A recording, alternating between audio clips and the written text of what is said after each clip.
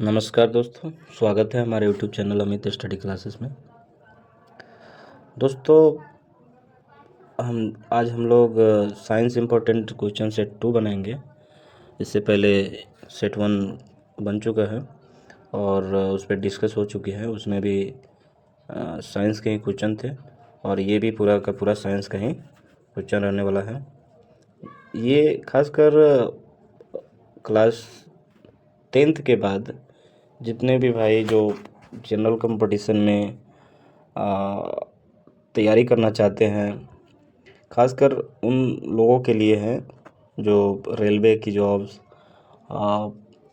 SSC की jobs में तैयारी करना चाहते हैं, जॉब करना चाहते हैं, तो वैसे भाइयों के लिए है। खासकर ये जो साइंस का जो सवाल है, एक तरह से सदाबहार सवाल है, जो मतलब हमेशा पूछे जाते हैं।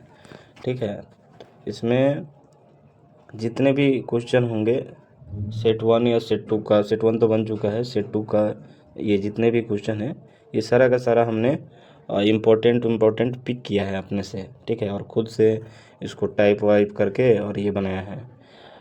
हमारे वीडियो में आपको ज़्यादा क्रिएटिंग तो नहीं मिलेगा, लेकिन बेस्ट क्वेश्चन ज़रूर मिलेगा आपको। तो वीडियो को लास्ट तक ज़रूर देखें और हमारे चैनल को सब्सक्राइब ज़रूर करें। ठीक है दोस्तों, तो चलिए हम लोग देखते हैं कि ये कौन कौन से क्वेश्चन हैं। सबसे पहला क्वेश्चन है कि सामान्य मानव नेत्र का दूर बिंदु होता है। ऑप्शन है हमारा 25 सेंटीमीटर पर, या अनंत पर, या 25 mm पर, या 25 मीटर पर होता है। तो इसका सही आंसर है हमारा कि अनंत पे होता है। हमारा ऑप्शन नंबर बी सही है। ठीक है, सिनेमा के पर्दे पर किस प्रकार का प्रतिबिंब बनता है? सवाल है कि सिनेमा के पर्दे पर किस प्रकार का प्रतिबिंब बनता है। ऑप्शन है हमारा आभासी प्रतिबिंब, वास्तविक प्रतिबिंब, दोनों, या सभी कथन सत्य हैं। तो इसका सही आंसर है हमारा ऑप्शन नंबर बी, वास्तविक प्रतिबिंब बनता है। अगला सवाल है कि कौन रंग है जिसका खतरे के लिए सिग्नल में उपयोग होता है? ठीक है, ऑप्शन है हमारा पीला रंग, बैगनी रंग, नीला रंग, या लाल रंग। तो ये सवाल तो खासकर आप लोग पहले से समझ चुके होंगे कि लाल रंग जो होता है वो हमारा खतरे की निशान होता है और ये सिग्नल में यूज होता है। अगला सवाल है किलोवाट घंटा मात्रक है। अब ऑप्शन है हमारा आवेश का विद्युत, ऊर्जा का, विभवांतर विद्युत, या शक्ति का।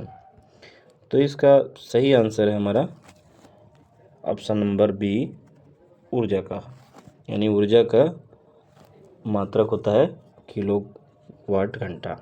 ठीक है, अगला सवाल है कि विद्युत बल्ब का जो फिलामेंट होता है वो किस चीज़ का बना होता है। सवाल तो ये पूछ रहा है कि विद्युत बल्ब का फिलामेंट होता है, लेकिन किस चीज़ का होता है? तांबा का होता है, प्लेटिनम का होता है, टंगस्टन का होता है, कि इनमें से कोई नहीं? तो इसका सही आंसर है हमारा ऑप्शन नंबर सी, टंगस्टन का होता है। ठीक है, अगला सवाल है प्रतिरोधकता का मात्रक है। Option A ohm meter, B ohm per meter, C meter, या डी इनमें से कोई नहीं?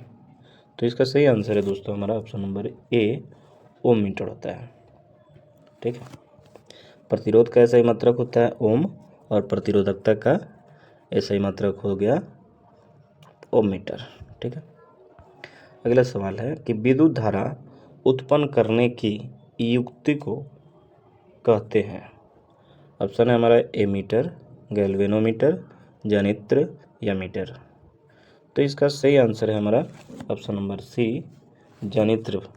ठीक है, अगला सवाल है कि निकट दृष्टि दोष वाला जो व्यक्ति है उनके चश्मा में लगा होता है। ऑप्शन है हमारा उत्तल लेंस, अवतल लेंस, द्विफोकस लेंस, या बेलनाकार लेंस। तो इसका सही आंसर है हमारा ऑप्शन नंबर बी, अवतल लेंस लगा होता है। ठीक है, अगला सवाल है कि दीर्घ दृष्टि दोष वाला जो व्यक्ति होते हैं उनके चश्मे में लगा होता है?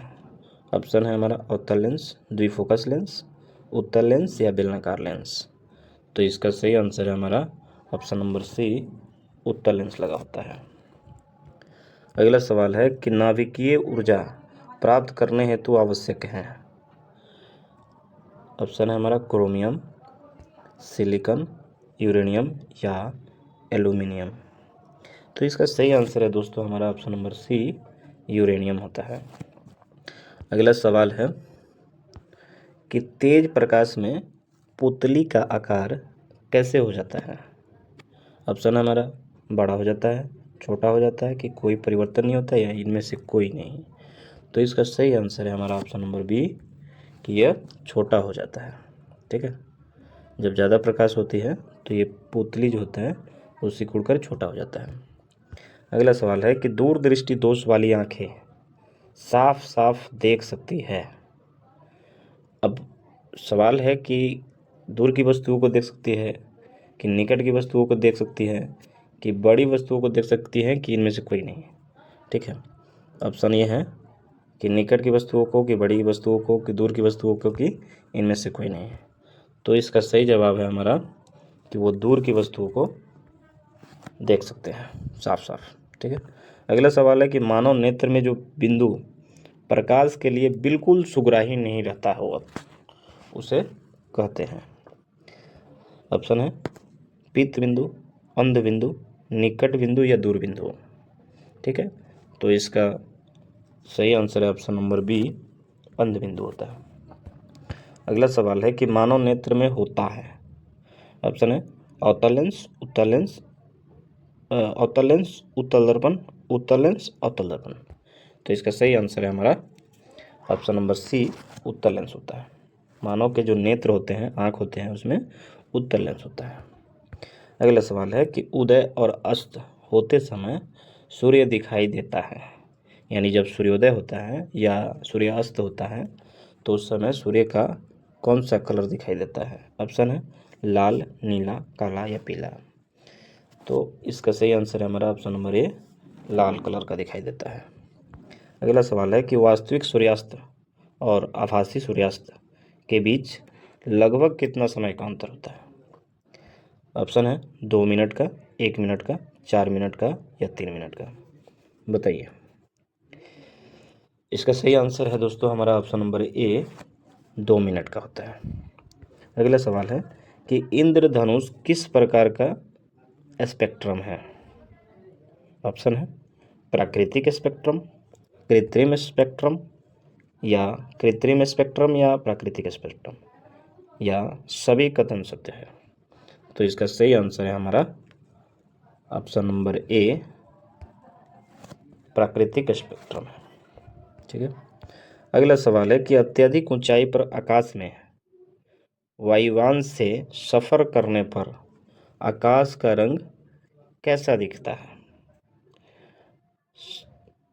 ऑप्शन है लाल, काला, पीला या नीला। तो इसका सही आंसर है हमारा ऑप्शन नंबर जो बी है, यानी काला दिखाई देता है।